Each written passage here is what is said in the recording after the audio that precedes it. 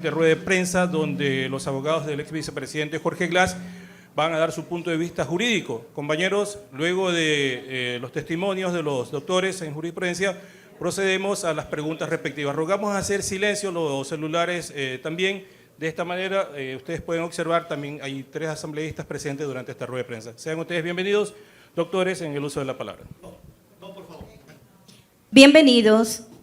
Bienvenidas a los medios de comunicación nacional e internacional a la rueda de prensa del día de hoy, lunes 8 de abril. El objetivo de la misma es darles a conocer a cada uno de ustedes sobre la situación actual del ex vicepresidente Jorge Glass, que se encuentra en peligro inminente tras la violación de la soberanía diplomática mexicana. Sin más preámbulo, le damos paso a la abogada Sonia Vera García desde Bruselas, que nos informará sobre la importancia de los pronunciamientos internacionales de organismos de protección de derechos humanos a favor del ex vicepresidente Jorge Glass. Bienvenida, abogada. Gracias. Buenos días con todos. Buenas tardes con los que estamos en Europa. Hoy comparezco ante ustedes no solo como la abogada internacional de Jorge Glass, sino también como una testigo fiel de las violaciones reiteradas y sistemáticas a lo largo de los años que él ha estado privado de su libertad. Jorge Glass es un hombre inocente que ha sido perseguido y vulnerado de los derechos más básicos, fundamentales, y ha sido un ejemplo realmente sin precedentes del lawfare. Muchas personas no entenderán cómo el Ecuador ha llegado a este evento preciso, ¿no? a la cereza del pastel en la violación reiterada y sistemática de los derechos humanos. Al final de todas las intervenciones ustedes van a poder ver un video que relata lo que ha pasado en los últimos 6 años. Jorge Glass actualmente está sentenciado por 2 causas, el caso Odebrecht y el caso Sobornos. El caso Odebrecht, por asociación ilícita, fue sentenciado a 6 años de prisión el 13 de diciembre del 2017, y el caso Sobornos por cohecho agravado, conjuntamente con el ex vicepresidente Rafael Correa, por 8 años de prisión el 7 de abril del 2020, por cohecho agravado bajo la figura atípica del influjo psíquico. En el caso de Brecht hay un desarrollo clave: la anulación de las pruebas en Brasil el 11 de agosto del 2023. Estas pruebas del caso de Brecht son las mismas que fueron utilizadas en el caso Lavallato, en Brasil. Todo este sistema de corrupción del sistema de Odebrecht, básicamente los pendrives que utilizaron para poder recabar toda la información, fueron declarados nulos tanto en Brasil, y esa extensión, porque esas mismas pruebas fueron utilizadas en el Ecuador, fueron otorgadas a Jorge Glass en un hecho sin precedentes, porque es el primer ciudadano no brasileño al que se le ha otorgado esta extensión de la nulidad. Y básicamente porque fueron las mismas pruebas utilizadas en ambos procesos, y de una manera súper atípica, por decirlo menos, fue a través de una cooperación, no entre fiscalías, sino de la compañía Odebrecht con la fiscalía ecuatoriana. Actualmente Jorge Glass tiene más de 30 indagaciones y procesos abiertos. 15 de ellos debieron haber sido archivados hace más de 2 años. La normativa ecuatoriana establece que las investigaciones pueden durar apenas 2 años. Sin embargo, Jorge Glass tiene más de 30 abiertas, 15 debieron haber sido archivadas, y eso simplemente denota la vulneración sistemática de sus derechos, la falta de un debido proceso y la falta de la independencia judicial que debería reinar en el Ecuador. Nos vamos a centrar Y los últimos acontecimientos, el 5 de abril del 2024, como todo digo, en global no ha existido un caso que ni regional ni global que se pueda comparar con esta barbarie. Jorge Glass se encontraba con el estatus de asilado diplomático por los Estados Unidos mexicanos y en horas de la madrugada fue sacado de su habitación, tirado al piso, golpeado en la cabeza, en la espalda, en las piernas, en los brazos, y fue arrastrado de las instalaciones de la embajada. El personal diplomático fue vejado, fue ultrajado, y él fue llevado a la unidad de fragancia. Allí se encontraban 3 miembros de su defensa, nunca tuvo acceso a ellos, actualmente se encuentra aislado e incomunicado. Tanto la Defensa Nacional como la Defensa Internacional ha solicitado a las autoridades ecuatorianas poder tener acceso a nuestro cliente, a nuestro defendido. Sin embargo, hasta la fecha hemos tenido una respuesta oficial. Es muy importante que la comunidad internacional sepa que Jorge Glass es el único ecuatoriano que ha tenido 4 pronunciamientos de organismos de protección de derechos humanos. En el 2019, la CIDH le otorgó medidas cautelares que actualmente se encuentran vigentes. En el 2020, el Grupo de Trabajo sobre la Detención Arbitraria de Naciones Unidas hizo un pronunciamiento en el cual le pedía a las autoridades ecuatorianas otorgar medidas no privativas de la libertad a Jorge Glass Spinelli. Posteriormente, su proceso contencioso, porque tanto el caso de Brecht como el caso Soborno han sido sometidos al sistema interamericano, el caso de Brecht, que es el que tiene más tiempo, fue calificado como urgente, se fue priorizado. Un caso realmente poco común y dado a la urgencia y a la vulnerabilidad flagrante de este caso, ¿no? Y posteriormente, en el 2022, el relator sobre la independencia de magistrados y abogados de Naciones Unidas emitió un pronunciamiento oficial porque se le había emitido una boleta de excarcelación y esta no había sido cumplida por las autoridades ecuatorianas. Es muy importante que la comunidad internacional sepa cómo se ha criminalizado a la defensa de Jorge Glass. Y realmente es estoico los compañeros que se encuentran en el Ecuador, porque muchas de las personas que han sido parte de la defensa de Jorge Glass han tenido que abandonar el país e inclusive Harrison Salcedo fue asesinado. Asimismo, todos los jueces que han dictado sentencias a favor de Jorge Glass han sido destituidos, han sido apresados o se encuentran fuera del país. Esto simplemente demuestra el deterioro del Estado de Derecho en el Ecuador. Y lo ocurrido el 5 de abril simplemente es la demostración a nivel internacional de lo que hemos tenido que sufrir los últimos 6 años, de una violación reiterada y sistemática, y si no han tenido y no han guardado las composturas a nivel internacional, imagínense cómo se han comportado a nivel interno. Nosotros estamos sumamente preocupados por la vida y la integridad física de Jorge Glass. Existe un patrón sistemático y bien documentado de la persecución política, especialmente a los correístas, y centrándonos de manera particular a Jorge Glass. Siempre se activan causas en campaña electoral. Y en este momento preciso, la fiscal general del Estado, que debería actuar como el bastión de la imparcialidad,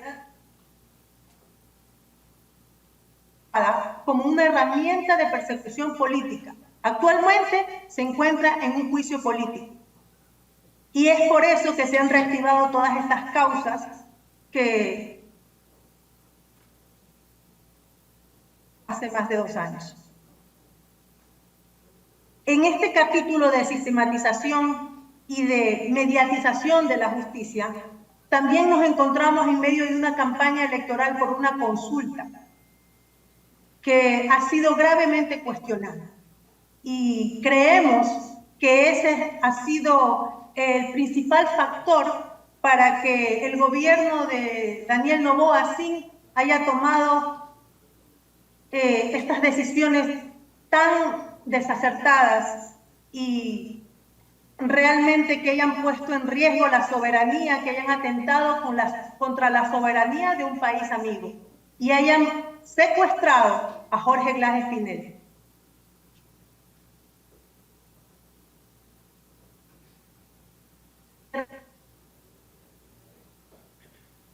De manera categórica como único responsable internacional, político y jurídico a Daniel Noboa Sin por cualquier atentado contra la vida y los principios fundamentales de Jorge Glass Espinel. Hasta aquí mi intervención. Agradecemos los antecedentes que nos has dado a conocer la abogada Sonia Vera desde Bruselas. Ahora, desde Ecuador nos acompaña el doctor Andrés Villegas, que nos proporcionará detalles del operativo y el estatus de asilado. Bienvenido, compañero. Muy buenos días con todos. Soy Andrés Villegas. Buenos días, soy Andrés Villegas. Siguiendo con el hilo argumentativo de la doctora Sonia Vera, es necesario que el país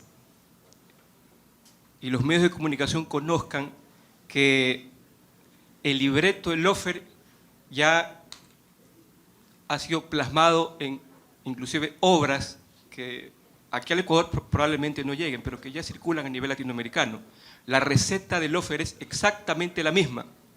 Un título rimbombante, caso sobornos, caso reconstrucción de Manabí, la activación de una investigación penal, la activación de noticias falsas, la intervención de pseudo-opinadores que sostienen esas tesis insostenibles y la intervención de personas que están dispuestas a título de cooperación eficaz de involucrar a gente inocente en casos de corrupción. La receta es exactamente la misma y la describe Lula da Silva en el prólogo de un libro denominado Bienvenidos al Lofer, que lo escribe Eugenio Zaffaroni. Ahora bien, el día de hoy se han presentado personas que, como quien habla, se han indignado por la forma en que se ha pisoteado el derecho internacional humanitario y hasta el derecho interno ecuatoriano. Han presentado un habeas corpus. Yo voy a explicar cuál es el fundamento del habeas corpus que se presentó el día de hoy en Quito, en la Corte Nacional de Justicia. Lo que se sostiene en el habeas corpus es que la privación de la libertad de Jorge Glass Espinel es ilegal. Hay tres formas de privar de la libertad a una persona y que pueden caer dentro o pueden ser resueltas mediante un habeas corpus. Cuando la privación de la libertad es ilegal, arbitraria o ilegítima. En este caso, lo que se sostiene es que se trata de una privación de la libertad ilegal. La Corte Constitucional ha establecido que la ilegalidad de una detención puede producirse de forma material o por la forma. La ilegalidad es material cuando se le ordena la detención a alguien por causas que no están previstas en la ley, no están tipificadas en la ley. Y la ilegalidad de la detención es formal cuando se ha realizado violando el procedimiento previsto en la ley. La pregunta que deberá hacerse el juez o la sala de la Corte Nacional que aboque conocimiento del habeas corpus es: ¿el procedimiento para detener a Jorge Glass respetó o no la ley? Bueno, la respuesta categórica e inequívoca es que no, porque se conculcaron normas de derecho internacional, como la convención que tiene que ver con las relaciones diplomáticas, que establece que las localidades, los inmuebles de las embajadas, de los consulados son inviolables. Son inviolables. Por otra parte, también se conculcó, entre otras normas de carácter internacional, la Convención para el Asilo de Caracas. Esa convención establece que una vez que un país le concede el asilo a un ciudadano, el país en donde está la embajada está obligada a dar el salvoconducto. Está obligada. Cosa que aquí no ha ocurrido, ¿no? Es más, inclusive se ha violado de forma grotesca las normas internas. Esa forma de irrumpir en una embajada extranjera, de vejar no solamente a Jorge Glass, sino también al mismo jefe de la misión diplomática, viola las normas que acabo de decir, pero viola el Código Orgánico Integral Penal, que establece cuáles son las reglas para allanar una misión diplomática. Y la regla es la siguiente: deben pedirle permiso o autorización al jefe de la embajada que pretendían allanar. Si el jefe de la embajada decía que no, simplemente el país, la policía, los miembros de la fuerza pública no podían ingresar a la embajada de México.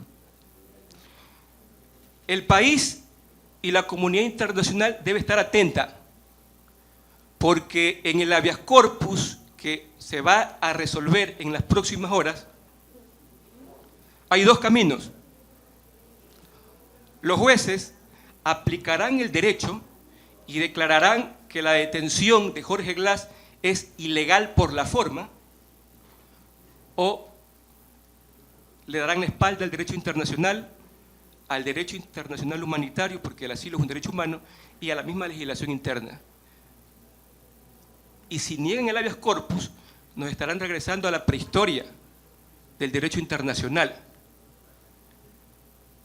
Damas y caballeros, las reglas de derecho internacional son precisamente para evitar este tipo de incidentes en donde la fuerza bruta quiere anteponerse al derecho. Y eso no lo podemos permitir. Es un pésimo precedente, no solamente para nosotros como país, sino para el mundo, porque el asilo es una institución jurídica que rige prácticamente en todo el mundo civilizado. Yo les pido a ustedes, medios de comunicación, y a la comunidad internacional, estar atentos, porque no es poca cosa lo que se va a jugar en el habeas corpus. No es poca cosa. La Corte tiene la oportunidad de declarar la ilegalidad del procedimiento por lo brutal, que creo que todo el mundo lo conoce por los videos que han circulado, o de regresarnos a la prehistoria y el derecho internacional. Hasta aquí mi intervención y les agradezco por su amable atención. Agradecemos la intervención del abogado Andrés Villegas. Seguimos en este momento con la intervención del abogado Vinicio Tapia, quien nos comentará acerca de la reacción internacional y el derecho al asilo. Adelante. Hola. Señores representantes de los diversos medios de comunicación del país y del mundo, es el mundo testigo de la brutal agresión que ha sufrido un ex vicepresidente, en este caso, un ex vicepresidente de la República del Ecuador, como lo es el ingeniero Jorge Glass Espinel. Son más de 58 horas en las que no hemos tenido comunicación con él. Son más de 58 horas en las que sus hijos no han podido saber de su padre. Son más de 58 horas en las que una persona que necesita de un tratamiento continuo médico deba de recibir su tratamiento y no conocemos si lo está recibiendo. Se ha violado todo. Se ha vulnerado cualquier principio del derecho internacional humanitario. Presidente Noboa, usted es padre. Los hijos necesitamos de nuestros padres. Son los hijos del ex vicepresidente Jorge Glas Espinel quienes necesitan saber de su padre y de él no conocen nada. No hay derecho alguno que haga venia a hecho atroz como este. Nosotros, sus abogados, no conocemos de su condición dentro del centro de privación de libertad. Repito, son más de 58 horas en las que no sabemos de él, en las que sus familiares, su señora madre, no conoce de su hijo. ¿Por qué? Por la única razón de haber trabajado por su patria, de haberse preocupado por el común de los ciudadanos del Ecuador. Hoy, los ojos del mundo miran hacia Ecuador. El mundo se ha manifestado y ha rechazado este brutal hecho que ha agredido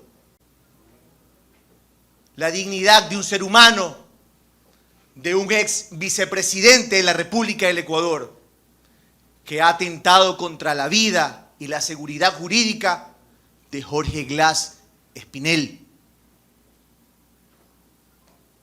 ¿Hasta cuándo la persecución política? ¿Hasta cuándo se busca justificar lo injustificable? Jorge Glas no es un delincuente, como por ahí lo han aseverado injustamente y además maliciosamente. Jorge Glas es un perseguido político. El habeas corpus presentado en esta mañana cumple con todas las credenciales de legitimidad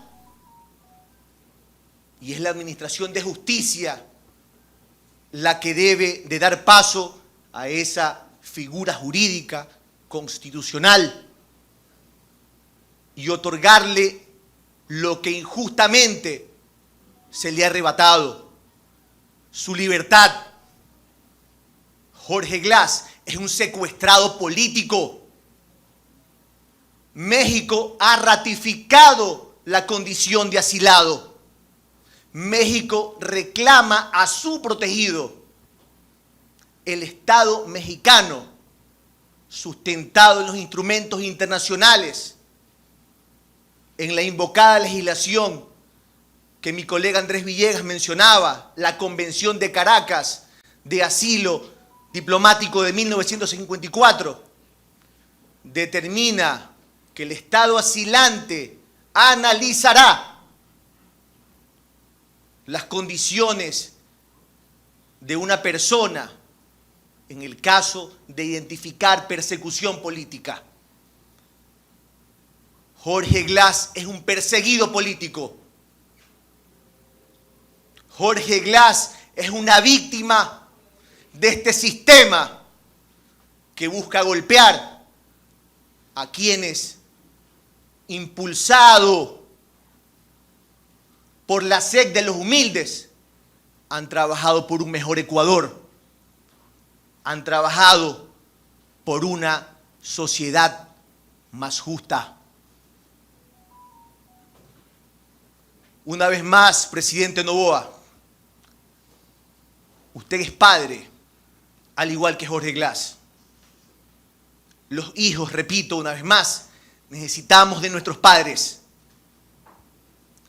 Los hijos de Jorge Glas, entre ellos un niño, necesita saber de su papá, necesita conocer que su padre está bien, a pesar de no estar bien, por estar privado, por estar secuestrado en una cárcel del Ecuador. Nos solidarizamos con Roberto Canseso, presidente de la Misión Diplomática de México, por la también brutal agresión que recibió, al igual de la brutal agresión que recibió Jorge Glas Espinel. No es posible que cosas tan tremendas como estas, rechazables, inaceptables, se den en un país como el Ecuador. Muchas gracias, señores miembros de los medios de comunicación. Agradecemos la intervención de la Defensa Nacional. Es hora de darle paso al doctor Héctor Martínez, parte de la Defensa Internacional desde Europa, quien nos dará los pormenores de la acción sin precedente y el impacto regional. Adelante, compañero. Muchas gracias por el uso de la palabra. Buenas tardes desde Madrid a todas y a todos. Bien, como ya se ha adelantado en la introducción, nos encontramos ante una acción sin precedentes a nivel internacional. El hecho de que una fuerza policial ingrese en una misión diplomática por orden expresa del presidente de una república para golpear a diplomáticos y secuestrar a una persona que se encontraba bajo el estatus conferido de asilo no registra precedentes. De hecho, los académicos que nos dedicamos al derecho internacional estamos estos días buscando una acción de esa envergadura que se haya podido producir en el siglo XX. Y encontramos casos que podrían parecerse, pero ninguno llega al nivel de brutalidad que se ha registrado en el accionar de Ecuador. Podemos encontrar lo sucedido en Cuba en 1981, pero donde un grupo de personas accedió ilegalmente a la misión diplomática y secuestraron incluso al embajador, o los hechos acaecidos en Guatemala, la Embajada de España en 1980, donde igualmente se había ingresado en forma irregular dentro de la misión diplomática. Por lo tanto, no se encuentran precedentes, pero ni siquiera en el ámbito de la Segunda Guerra Mundial, donde dentro de un conflicto bélico de esa magnitud y de esa envergadura, los Estados respetaron masivamente las premisas y las misiones diplomáticas. De hecho, creo que tenemos que resaltar un precedente muy significativo, y es que en la que probablemente pudo ser una de las peores y más sangrientas dictaduras de la era contemporánea, como fue la dictadura del general Augusto Pinochet, fueron muchas las personas que se refugiaron en misiones diplomáticas y que recibieron asilo diplomático, entre otras la misión diplomática del propio México en Chile. Y mientras Pinochet secuestraba, torturaba, asesinaba y hacía desaparecer a personas en el Estadio de Santiago de Chile, siempre respetó esas convenciones internacionales. Por lo tanto, estamos ante un precedente que ni siquiera las peores dictaduras del mundo han sobrepasado esa línea roja.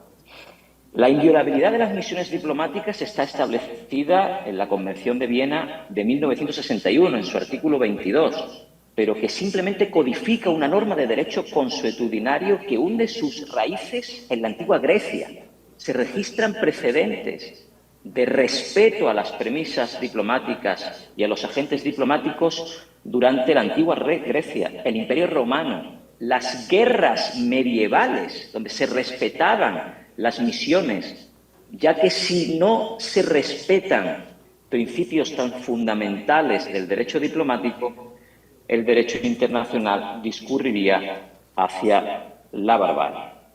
Por lo tanto, la inviolabilidad de las misiones diplomáticas es una expresión básica de la soberanía de los Estados que se debe y que de hecho se respeta históricamente en las relaciones entre Estados.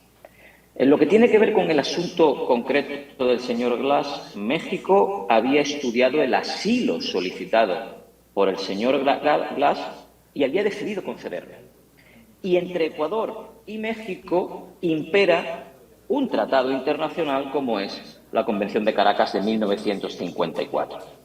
que es llamativo que las autoridades ecuatorianas invoquen repetidamente el artículo 3 de esa convención, que efectivamente indica que no se podrá conferir o otorgar asilo por delitos comunes.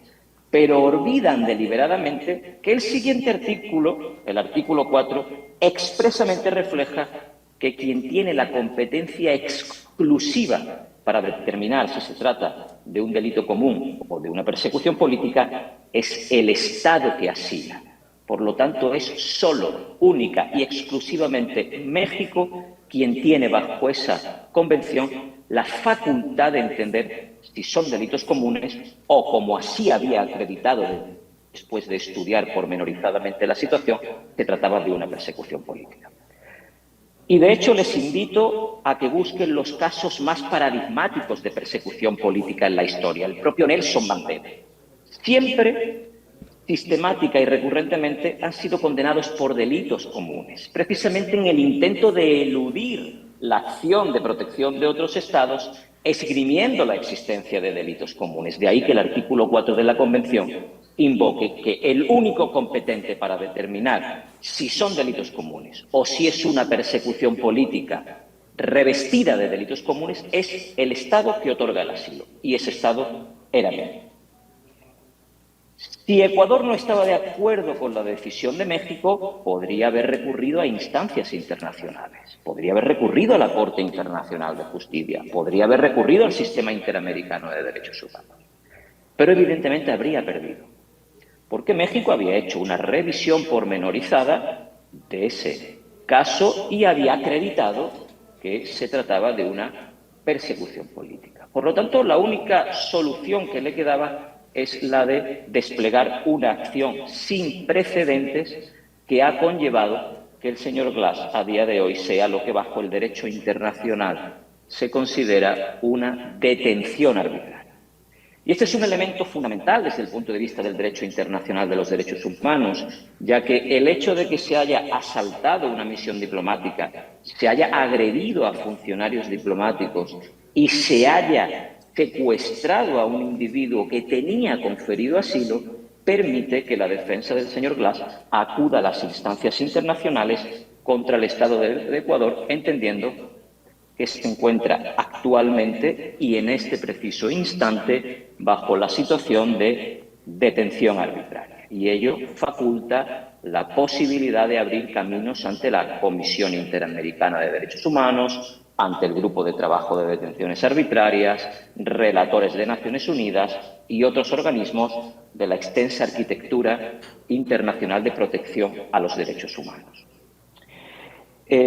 Además de las acciones que asisten al señor Glass desde un punto de vista particular en su situación de detención arbitraria, evidentemente México también está asistida de instancias internacionales ante las que puede acudir por la inviolabilidad de su premisa diplomática.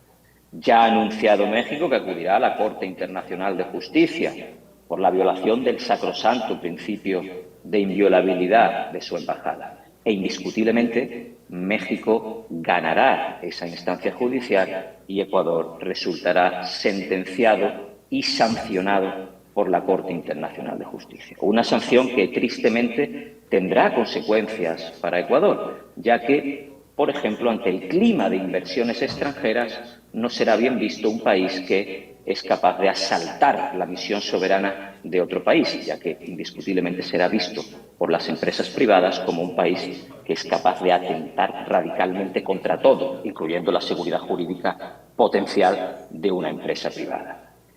Además, a México también le asiste la posibilidad de acudir a la Corte Interamericana de Derechos Humanos en un mecanismo Estado contra Estado.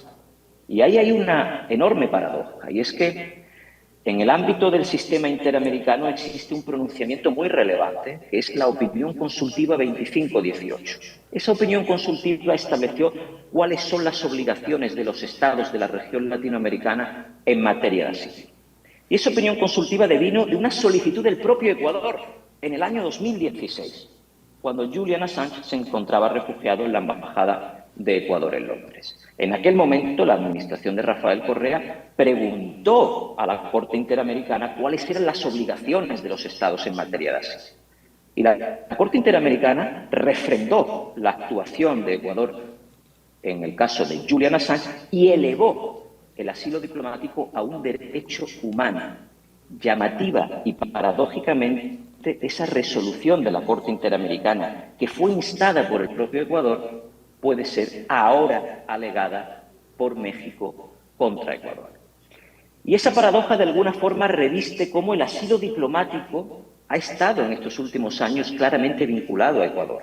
En un primer momento, la administración de Rafael Correa erigió el asilo diplomático ante el mundo, dando protección a un periodista que estaba perseguido simplemente por publicar información veraz.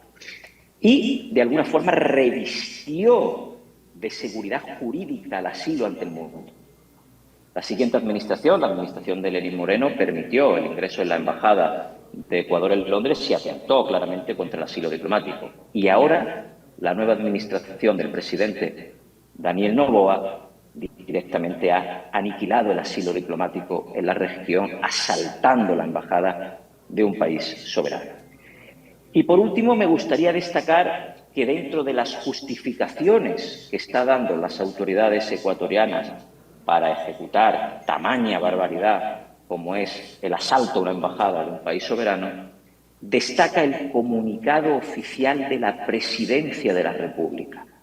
En ese comunicado oficial, el señor Noboa ha sido capaz de vincular el asalto a la embajada a la existencia de un conflicto armado no internacional en Ecuador. Es inconcebible el nivel de inconsciencia de la Presidencia de la República en Ecuador para ser capaz de vincular a un tercer Estado de la comunidad internacional en un conflicto armado interno. Ese comunicado oficial es un peligro para la estabilidad en la región latinoamericana y por ello sería viable que México eleve ese comunicado ante la Asamblea General de Naciones Unidas e incluso ante el Consejo de Seguridad de la ONU, porque un presidente de un país soberano está vinculando a un tercer Estado en el marco de lo que denomina un conflicto interno. Esto solo puede ser explicado con dos posibilidades. Una, como el actual presidente de Ecuador se encuentra absolutamente cegado en su odio al correísmo, que le lleva incluso a comunicados de estas características. Y la segunda posibilidad es una posibilidad también psicológica, en la que un presidente que proviene de un estrato social muy privilegiado y que probablemente no haya encontrado en su crecimiento vital muchos no por respuestas, piense que se puede manejar un país y se pueden manejar las relaciones internacionales en esos contextos en los que ha crecido debido a su estrato social. Sin más, hasta aquí mi intervención. Muchas gracias. Agradecemos la intervención del doctor Eiter Martínez. Prosigue en este momento el doctor Christophe Marchand, que es el coordinador de la Defensa Internacional desde el despacho de abogados desde Bruselas. Buenos días a todas y a todos. Quiero empezar por mandar toda mi solidaridad y amistad a todas mis amigas y todos mis amigos de Ecuador, que sean los periodistas, que aunque no sean correístas también, que sean los miembros de la representación nacional, que sean los abogados y abogadas que conozco muy bien y con lo cual trabajo ahora desde el año 2018, cuando vino a Ecuador. Y desde este momento de 2018 hubo una incrementación estable, fuerte, de la instabilidad institucional en Ecuador. Ahora hemos llegado a un nivel no conocido, como ya lo ha explicado muy bien el profesor Martínez, sobre lo que ha pasado este fin de semana, que es una cosa que nos llega a un punto no conocido. Pero también es un punto de ruptura, en el sentido de que A nivel de la defensa internacional de Jorge Glass hemos hecho muchos trámites, como lo ha explicado la doctora Sonia Vera, hemos ganado algunas decisiones que no fueron respetadas por Ecuador. A Ecuador en este momento no le da gana de respetar el derecho internacional, no quiere respetar las decisiones internacionales. Y ahora estamos a otro punto. Eso significa que para nosotros estamos viendo una situación de persecución política, así lo podemos definir. Persecución política es sistemática en contra de un grupo de personas de Ecuador.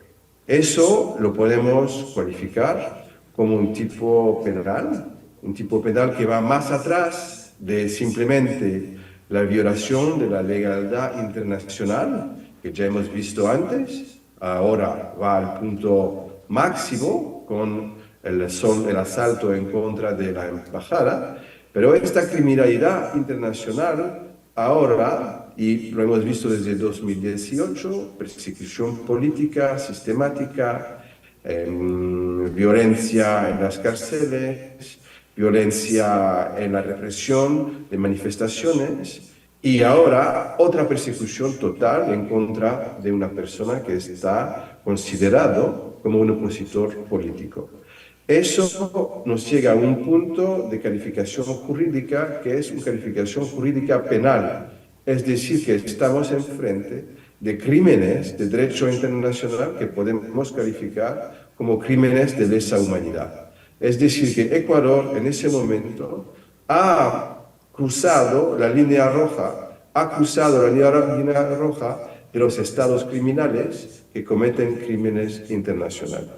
Y eso significa muchas cosas. Eso significa que hay una responsabilidad individual de las personas que llevan esta política de persecución sistemática, persecución política. Y con eso no hay que ir por un camino o el otro, hay que designar a las personas responsables. Y por eso yo designo la Fiscalía General del Estado de Ecuador, que está manejando a nivel personal una lucha de persecución política sistemática, ahora también con el apoyo del nuevo presidente del Estado, con el presidente de la República de Ecuador, el señor Noboa. Estas personas son individualmente responsables a nivel internacional por participación a este crimen de persecución sistemática, que es un crimen de lesa humanidad, y no lo vamos a dejar ahí. Hay instancias internacionales, ya hemos hablado de los trámites con los cuales estamos trabajando a nivel de Interpol, eso es parar la persecución. A nivel de grupo de trabajo por la detención arbitraria, también es parar la persecución política. A nivel de relatores especiales, también es parar. Pero ahora vamos un paso más, que es decir, que vamos a denunciar la responsabilidad individual de las personas a nivel de la Corte Penal Internacional, porque estamos ahora en una situación donde Ecuador ha cruzado la línea roja que no podía hacer. Y termino con eso. Las reglas del derecho internacional público son muy claras. Si hay una responsabilidad de un Estado, el Estado tiene que reparar, tiene que hacer una reparación de la violación del derecho internacional que hemos hecho hoy. La única reparación ahora que se puede hacer es la libertad de Jorge Glass. Gracias por su atención. Agradecemos las palabras del doctor Christoph Marchand. De igual forma, agradecemos la presencia de los asambleístas de la provincia del Guayas, así como al economista Andrés Arauz, secretario ejecutivo de la Revolución Ciudadana. De igual manera, a los medios de comunicación nacional, así como también a los medios internacionales. En este momento, en la transmisión en vivo, publicaremos un video sobre la situación institucional del Ecuador que nos contextualiza todo lo que está pasando. Y a los medios y periodistas presentes, haremos una ronda de preguntas a los abogados aquí presentes en Ecuador. Pero la destrucción llegó tras el triunfo de Lenín Moreno. que ganó la presidencia bajo el paraguas del movimiento político del expresidente Correa, pero no dudó en traicionar a sus electores. Moreno se entregó de lleno a la banca. Yo soy uno más, señor presidente, de tantos que no votamos por usted y ahora estamos gustosos de respaldar, de apreciar, de felicitar la gestión que usted está haciendo, señor presidente. Sabes, y en ese Antonio, orden de ideas, yo les estoy también agradecidos por no haber votado por mí. A los que les estoy agarrando un poco de odio, más bien a los que votaron. La gestión de Moreno se centró en destruir la institucionalidad del Ecuador. A 5 meses de haberse posesionado, convocó a una consulta popular que cambió la conformación del Consejo de Participación, nombrando a dedo a las nuevas autoridades. Les consultamos sobre el cese inmediato de los actuales miembros del Consejo de Participación Ciudadana y proponemos que los nuevos integrantes sean elegidos a través de votación universal. Los miembros del nuevo Consejo Transitorio, muy cercanos a Moreno, llegaron gracias a una cuestionada consulta popular que se realizó sin dictamen de la Corte Constitucional, tal como hasta hoy lo exige la ley. Fue y es por la reestructuración institucional del Estado. El presidente del Consejo Transitorio aseguraba estar por encima de la Constitución y llegó a tener un poder ilimitado. En el caso de que hubiera algún conflicto entre nuestras decisiones y la Constitución, ha de prevalecer la norma creada por nosotros para cumplir nuestras tareas. Basados en este criterio, todo en el Consejo Transitorio se hizo a conveniencia.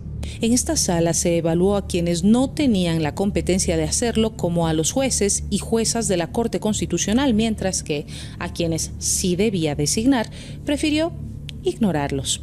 Fue el caso de la Contraloría, donde no se topó a Pablo Celi, pese a que se había arrogado funciones. No me diga la mía ese tipo de tonterías.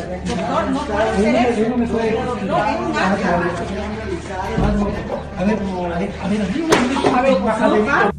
Celi fue muy funcional para el proceso de persecución y Trujillo lo dejó en el cargo sin nunca evaluar su gestión. A quienes no los podían utilizar para su persecución eran tratados como enemigos. El presidente del Consejo de la Judicatura, Gustavo Yalc, un respetable doctor en Derecho, fue amenazado públicamente por Trujillo. No me obligue a usar la fuerza pública para reducirle al sitio que le corresponde. El proceso de evaluación no ofrecía ninguna garantía para las autoridades que estaban en funciones. Yalc y toda su caterva de cómplices de la violación permanente de los derechos humanos no nos va a detener. La Fiscalía General era el objetivo primordial. Para completar la obra se necesitaba una persona utilitaria que canalice la persecución en el ámbito penal. La elegida fue Diana Salazar, que en realidad fue la menor puntuada en el concurso de méritos. El consejero Javier Zavala Egas lo denunció meses después. Zavala Egas estuvo en contra de este nombramiento. En méritos no estaba primera. En oposición, en el examen escrito que se hizo, tampoco llegó primera. ¿Quién y cómo calificaron como calificaron a la fiscal para que llegue primera al concurso? Mi calificación fue 24/30. Por lo tanto, la pregunta es ¿por qué llega primera? Porque se la calificó para que llegue primera. En realidad, las pruebas de quién fue designada fiscal fueron mediocres. Su examen escrito recibió la calificación de 10/20 y su exposición oral solo demostró desconocimiento. Se requiere decisión para tomar algunas decisiones y tener la decisión de tomar las decisiones. La víctima, ¿qué clase? La víctima tiene que versar mismo de la organización. ¿Pero por qué? Nos vamos a decir. Pese a esto, fue designada fiscal general de la Nación. Porque haber sacado 10, eso no significa corrupción, significa honestidad. Moreno aseguró de esta manera los 3 pilares para la persecución, para el lawfare. Pablo Celi, el contralor subrogante, forjaba informes de responsabilidad penal contra todos los correístas. Con estos informes actuaba la Fiscalía de Diana Salazar y los casos llegaban a los jueces puestos por Moreno y Trujillo y los sentenciaban. Tradicionalmente, los fiscales tienen temor y miedo de solicitar prisiones preventivas. Entonces, debe ser aplicada en todos los casos. Llenaron el círculo y empezaron la persecución. Acusaron y sentenciaron por asociación ilícita al ex vicepresidente Jorge Glass, sin una sola prueba, después de que Moreno le retirara de sus funciones porque el vicepresidente denunció el pacto con la vieja partidocracia. Me han quitado las funciones por pedido de Guillermo Lasso, por pedido de los grandes empresarios. Comprendieron con claridad que no iban a contar conmigo para el regreso del viejo país, para el país del tongo, del reparto, de las componendas. Se inventaron el caso Balda, un supuesto secuestro en el exterior de una persona que huyó a Colombia evadiendo la justicia, y ahí salió la primera orden de prisión contra el expresidente Correa. Luego aseguraron que Odebrecht puso presidente en Ecuador y como esta empresa nunca fue enjuiciada, denominaron al caso Sobornos 2012-2016. Sin Odebrecht, la utilitaria fiscal acusó al expresidente Correa por influjo psíquico. Todo en un tiempo récord. En plena pandemia, se cumplieron a la carrera todas las instancias judiciales, un día antes de terminarse las inscripciones a las elecciones presidenciales, y de esta manera se aseguraron que el expresidente Correa no pueda participar como candidato. Sentenciado como instigadores tanto al señor Rafael Correa Delgado como al ciudadano Jorge Glass, que ellos, a través de su influencia, irradiaron para que sus ministros, secretarios de Estado y asesores cometan los delitos. De esta manera, Moreno y Trujillo cristalizaron su propia venganza contra la Revolución Ciudadana y se encargaron de que nadie pueda rever sus decisiones a través de una sentencia de la Corte Constitucional, cuyos miembros fueron designados por ellos mismos. Haré todo lo posible porque este hombre vaya a donde debe estar, en la cárcel. Pediremos que vayan a la cárcel desde el jefe de Estado y de todos los funcionarios que le acompañaron. Por eso fue que para llevar adelante enjuiciamientos penales a funcionarios del expresidente Rafael Correa, cambiaron al 70% de los jueces. Prohibición de salida del país a todos los funcionarios, ministros, secretarios de Estado y viceministros que participaron en régimen del gobierno de Rafael Correa. Un proceso persecutorio único en la historia del país, que contó con el apoyo de la gran prensa, que aplaudía. Los medios de comunicación en general tienen la idea de designarle a usted el hombre más brillante del año que estamos terminando. El gran empeño que usted ha puesto por favorecernos con decisiones históricas. El resultado de la descorreización está presente. Ecuador pasó de ser el segundo país más seguro de América Latina al más peligroso de todos, y donde en plenas elecciones se asesinó a un candidato presidencial para tratar de inculpar a la Revolución Ciudadana, impidiendo su triunfo en la primera vuelta electoral y asesinando a los 7 sicarios durante el balotaje, afectando su votación final. A todo esto se suma la nueva metida de mano en la justicia, con la destitución del legítimo presidente del Consejo de Participación Ciudadana elegido en las urnas, y tomándose además del Consejo de la Judicatura para impedir un independiente concurso de jueces. La fiscal nuevamente fue la funcionaria servil para todo este proceso. Quienes realizaron la persecución de correístas ahora pagan sus propios delitos, y algunos fueron enjuiciados por graves casos de corrupción. El contralor subrogante que forjaba informes contra correístas fue condenado a 13 años de prisión, por el sí recibir sobornos a cambio de la eliminación de glosas. Así lo reveló una investigación realizada por los Estados Unidos. El expresidente Moreno es enjuiciado por cohecho y otra serie de delitos contra la administración pública. La fiscalía ya no lo pudo sostener más y lo acusó 5 años después de haber contado con todas las pruebas, la ruta del dinero y hasta la cuenta donde se depositaron los sobornos. El expresidente Guillermo Lasso no pudo terminar su mandato y adelantó las elecciones. Es acusado de corrupción y de mantener conexiones oscuras con la mafia internacional. El expresidente del Consejo Transitorio falleció y ninguna institución por él reformada volvió a ser como antes. Todo en Ecuador fue destruido.